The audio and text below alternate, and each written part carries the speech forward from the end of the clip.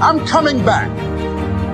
And I'll be stronger and better because of it. You have got to make a declaration that this is what you stand for.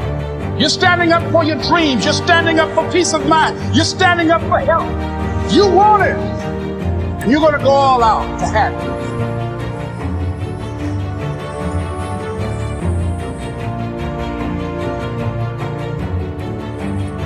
Yes, I'm going to turn this situation around. I'm not going to sit back and moan and cry over what happened and what went wrong and who did what.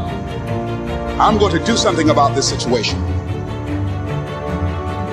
Expect things to get better for you, because they are. See, life is cyclic. Whatever experience you're having right now, it has not come to stay. It has come to pass.